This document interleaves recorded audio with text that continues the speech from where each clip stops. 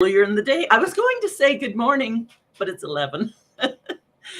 It is wonderful to be back. And I wanted to stay with networking.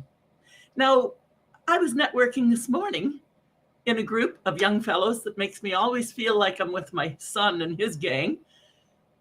You know, and that's wonderful for somebody in my decade to be able to mix with people my son's age.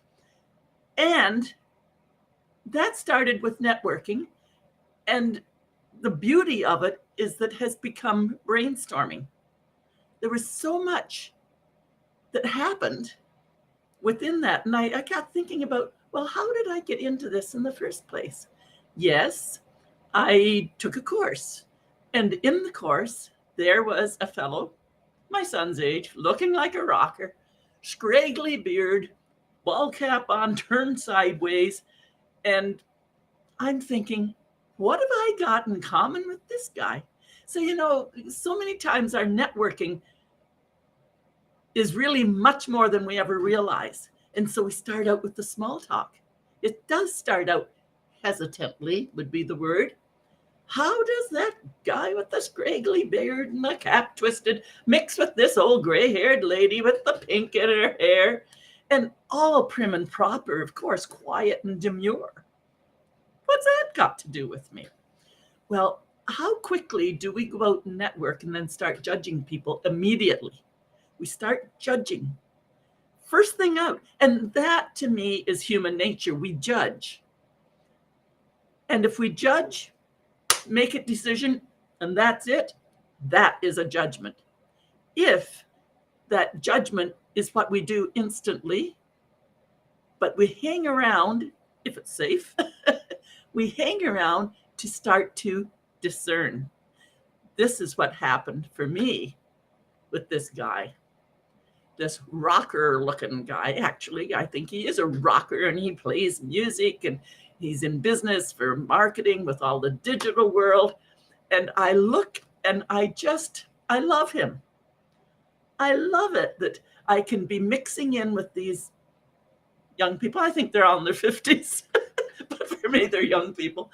But to be mixing with, here we go with a rocker that's into the digital world. And we have so much in common to bring because he loves his family. He loves people. He loves exploring. He has this passion. My passion happens to be for travel adventures. My passion happens to be figuring out what makes people tick, what makes me tick.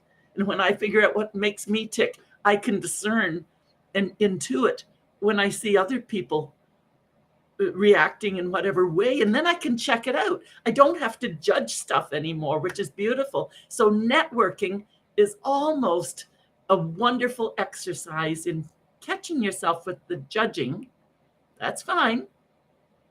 Taking that first impulse that should not have a whole lot of emotion attached to it unless you're not safe.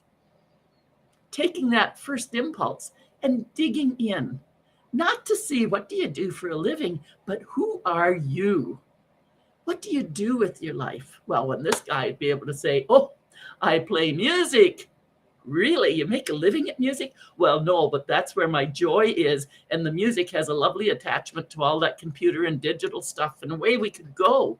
So it has been an absolutely brilliant exercise for me to really go back and analyze when I met this rocker guy and wondered, what's he doing here?